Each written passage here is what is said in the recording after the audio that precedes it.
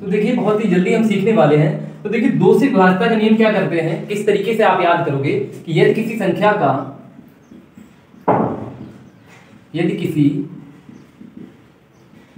का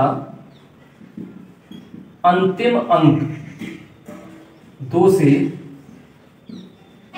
विभाज्य हो, 2 से विभाज्य हो। फॉर एग्जाम्पल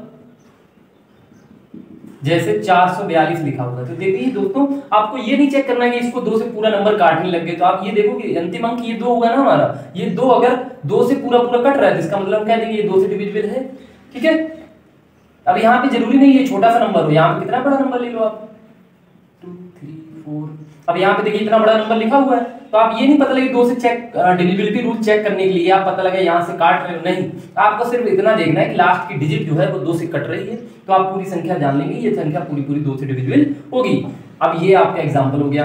उसी तरीके से 4 से विभाज्यता के नियम के लिए आप क्या याद करेंगे कि यदि किसी संख्या के अंतिम 2 अंक 4 से पूर्णतः विभाजित होने चाहिए, 4 से पूर्णतः विभाजित हो, 4 से पूर्णतः विभाजित हो। तो देखिए कैसे, एग्जाम्पल देख लीजिए। जैसे अगर कहीं लिखा है 4 6 4 2 3 4 5 8, अब देखिए मैं आपसे पूछूंगा क्या ये संख्या 4 से पूरी पूरी विभाजित है, आप बोलोगे कि सर इसको हमको पूरा चेक करना पड़ेगा। पूरा चेक नहीं करोगे, आप सिर्फ इतने 2 डिजिट से चेक करोगे कि 4 से ये पूरा पूरा कट रहा है या नहीं कट रहा है। तो हमने देखा 4 एकम 4 नहीं कटा यानी 18 हो गया, 4 चौक 16, ये पूरा पूरा नहीं कटा यानी ये संख्या 4 से पूरी पूरी विभाजित नहीं होगी। इसका मतलब अगर मैं यहाँ पे कोई एक नंबर और बढ़ा दिया, मैंने इतना कर दिया, अब हम ये देखेंगे ये संख्या पूरी पूरी कटेगी या नहीं कटेगी। तो देखा हमने कि यहाँ से जब डिवाइड कर रहे हैं तो 4 2 जा 8 और 4 1 जा 4, आई मीन ये संख्या 4 से पूरी पूरी कट रही है। तो आई होप आपको समझ में आया होगा। उसके बाद 8 से विभाज्यता का नियम क्या है कि किसी संख्या के अंतिम 3 अंक 8 से पूर्णतः विभाजित हों। तो देखिए समझ में आया आपको कि 2 के लिए याद करना है कि अंतिम अंक, ठीक है, अंतिम अंक 2 से पूर्णतः विभाजित होना चाहिए। फिर 4 के लिए आपको याद करना है कि अंतिम 2 अंक कैसे होने चाहिए, अंतिम 2 अंक 4 से पूर्णतः विभाजित होने चाहिए। 8 के लिए याद करना है अंतिम 3 अंक 8 से पूर्णतः विभाजित होने चाहिए। विभाजित का मतलब होता है कि उसमें पूरा पूरा भाग जाना चाहिए। जैसे फॉर एग्जाम्पल, जैसे अगर कोई संख्या लिखी बहुत बड़ी, यहाँ पे लिखा है ऐसे करके, अब मैं आपसे पूछूं ये 8 से पूरी पूरी डिविजिबल है या नहीं है, तो देखिए आप सीधे सीधे बता देंगे ये 8 से पूरी पूरी डिविजिबल है, क्योंकि 8 एकम 8 और 00। याद रखना अगर किसी भी नंबर में पीछे लगातार 3 जीरो आ रहे हैं तो वो भी 8 से डिविजिबल होगी, या 2 जीरो आ रहे हैं तो 4 से पूरी पूरी डिविजिबल होगी, और जीरो यहाँ पे जीरो आ रहा है तो भी पूरी पूरी डिविजिबल होगी। इस बात को भी आप नोट कर लेना। तो ये आई होप आपको 2 4 8 3 रूल समझ में आए होंगे, जिसमें 2 के लिए अंतिम अंक, 4 के लिए अंतिम 2 अंक और 8 के लिए अंतिम 3 अंक याद कर लेना। उसके बाद हम आते हैं 3, यानी ये 3 आप एक साथ में याद करेंगे और 3 और 9 एक साथ में याद करेंगे। तो चलिए 3 से विभाज्यता का नियम क्या है कि संख्या के सभी अंकों का योग 3 से पूर्णतः विभाजित हो, फॉर एग्जाम्पल पहले समझिए। जैसे मान लिया कि हमने नंबर लिखा 3 4 5 8 2 1। अब हम ये देखेंगे कि ये संख्या 3 से पूरी पूरी कट रही है या नहीं कट रही है। तो आप देखो 4 3 7 7 8 7 15 15 3 कितना हो गया 18, इनका योग 18 हो गया, और 18 पूरा पूरा 3 से कट जाता है। इसका मतलब हम कहेंगे सर ये पूरी जो संख्या दी गई हमको ये 3 से डिविजिबल होगी, यानी इसमें 3 का भाग पूरा पूरा चला जाएगा। अब देखिए कि आप मान लो हम चेक भी कर लेंगे, अभी ये तो मैंने रूल बता दिया, चेक किया तो 3 एकम 3 3 एकम 3 3 6 18 3 7 21 जीरो लगा के। इसका मतलब समझ में आ गया, क्यों ना हमको इनका सम कर ले, और सम करने से आसान हो रहा है चेक करने में, तो यही रूल आपको लगाना है। इसी तरीके से हमें जैसे 3 का याद करना है वैसे 9 का याद करना है कि संख्या के सभी अंकों का योग 9 से पूर्णतः विभाजित हो। याद हो गया होगा। 5 के लिए याद रखो कि अंतिम अंक, यदि किसी संख्या का अंतिम अंक 0 या 5 हो तो वह संख्या 5 से विभाजित होगी। 5 से विभाजित होगी। याद रखना दोस्तों, इनको आप लिख लेना, जब तक वीडियो देखते रहोगे आपको लगेगा कि मुझे याद हो गए। एक बार आप लिख लोगे आपको ये 100% श्योरली याद हो जाएंगे और हमेशा अप्लाई करोगे। उसके बाद देखिए 6 के लिए, 6 के लिए आपको खुद से मालूम है कि 6 क्या होता है, 6 कैसे बना है, 2 गुणा 3, 6 इक्वल क्या होता है 2 into 3, यानी जो नंबर 2 से डिविजिबल हो और 3 से डिविजिबल हो तो वो कैसा होगा, वो 6 से डिविजिबल होगा, याद रखना। उसके बाद 7 का, ये देखिए ये बहुत अच्छा है, जो 7 का डिविजिबिलिटी रूल है तो ये मैं आपको अलग से बताऊंगा एक ट्रिक के माध्यम से। तो चलिए 6, आई होप आपको याद हो गए 2 4 8, 3 9 और 5 और 6। अब एक मेरे पास बचा है 7 का, उसके बाद 10, 10 का कुछ नहीं, पीछे 0 आना चाहिए, 11 का, चलिए तो फिर आगे बताते हैं आपको। 7 का बच्चे बहुत पूछते हैं, तो 7 का डिविजिबिलिटी रूल जो है मैं आपको एक बड़े अच्छे तरीके से बताने वाला हूँ। जैसे 7 से विभाज्यता का नियम,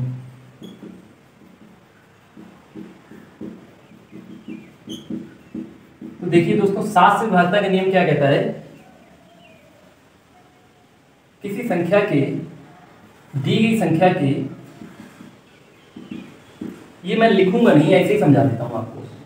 जैसे 7 से डिविजिबल का कोई भी नंबर आप ले लीजिए, 7 से डिविजिबल कोई नंबर ले लीजिए, जैसे मैंने मान लिया कि 7 ने 63 ले लिया, ठीक है, कितना लिया 63, तो इकाई के अंक का दुगना करने पर, ठीक है, इकाई के अंक का दुगना किया हमने, हमें अभी मान लो ये तो पता ही है 7 ने 63 ये पूरा पूरा डिविजिबल है। अभी मैं चलूंगा बड़ी संख्याओं पे, पहले मैं चेक करा दूंगा आपको, मैं रूल बताना है क्या चाह रहा हूं। तो हमको याद करना है कि इकाई के अंक का दुगना 2 गुना दी गई संख्या में से घटाने पर, दी गई संख्या में से घटाने पर प्राप्त संख्या 7 से विभाजित होनी चाहिए, 7 से विभाजित होनी चाहिए। आप क्या करोगे, जैसे हमने संख्या मानी 343, तो इकाई के अंक का दोगुना किया, तो ये संख्या आगे वाली तो वैसे ही लिख लो, और इकाई के अंक का दोगुना करो, दोगुना किया तो कितना हो गया 3 दूनी 6, और इसमें से घटाया तो घटाने से कितना मिला हमको 28, कितना मिला 28। अब ये देखो जो 28 है वो 7 से पूर्णतः विभाजित है, कैसी है 7 से पूर्णतः विभाजित है, और विभाजित है तो इसका मतलब हम कह सकते हैं कि यह संख्या जो है 7 से पूर्णतः विभाजित होगी। अब कोई एक बड़ी संख्या ले ली, जैसे हमने फॉर एग्जांपल, जैसे कोई संख्या ले लो,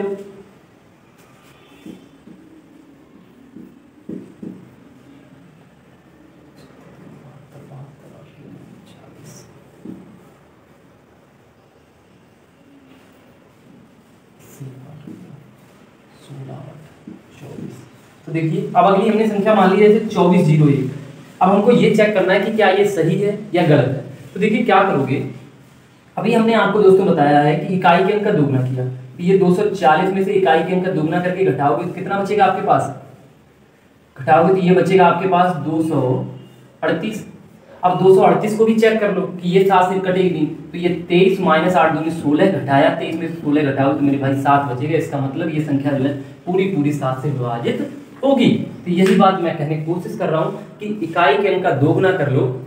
अब इसी चीज को एक और जल्दी तरीके से कैसे कर सकते थे कि इसको अगर आप 24 में से, चलिए अब एक आप कोई संख्या चूज कीजिएगा, अगर आपका सॉल्यूशन नहीं आएगा तो आप मेरे पास कमेंट कर देना। मेरा व्हाट्सएप नंबर है 7860768623। अब जो भी आपके क्वेश्चंस हैं, जो अगर नहीं लग रहा है उस पर ये चीज अप्लाई ना हो तो आप मेरे पास भेज सकते हैं और मैं आपको व्हाट्सएप पे सॉल्यूशन दूंगा, ठीक है। तो चलिए अब मैं 11 का डिविजिबिलिटी रूल बता रहा हूँ आपको। 11 से विभाज्यता का नियम क्या है दोस्तों, ये चीज प्रैक्टिस है, मैथ प्रैक्टिस मांगती है, आप प्रैक्टिस जरूर कीजिएगा। तो 11 से विभाज्यता का नियम क्या है कि किसी संख्या के, तो ये मैं लिखूंगा नहीं थ्योरी, जैसे मान लो कोई संख्या हमने लिखी 5 6 7 8 1 2 3, तो याद रखना संख्या के सम तथा विषम अंकों के योग का अंतर 0 या 11 हो तो वह संख्या 11 से पूर्णतः पूर्णता विभाजित होगी। देखिए लॉकडाउन है, घर पे रहिए, आराम से पढ़िए, जो भी आपके क्वेश्चंस हैं आप इस व्हाट्सएप नंबर पे पूछिए मुझसे, मैं बताऊंगा आपके सभी क्वेश्चंस को। और दूरियां बना के रहिए सभी लोग, सिर्फ पढ़ाई कीजिए, ये लॉकडाउन का पूरा फायदा उठाइए।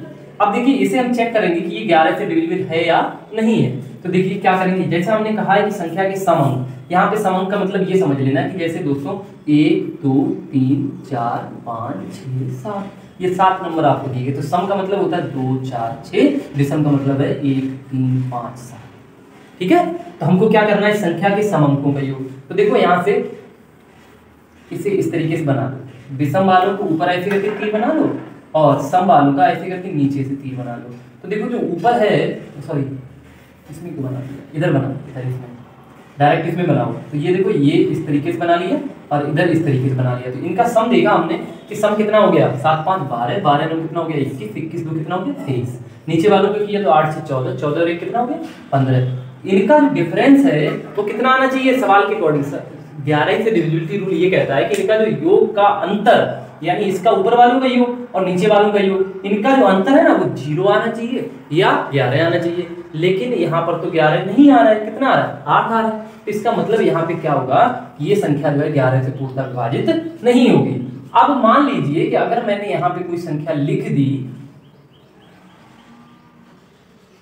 7 लिख दिया, ठीक है, कितना लिखा 7 लिखा, तो कितना हो जाएगा, देखो ये 7 5 12 में 21 और ये कितना हो गया 28, ये हो गया 28 और 28 में से 15 घटाओगे 13 बचेगा। तो इसका मतलब है कि यहाँ पे एक ही रहने दो, यहाँ कर दिया हमने, यहाँ भी 7 रहने दो, यहाँ कर दिया हमने 5 किया तो देखो कितना 6 5 11 और 1 12,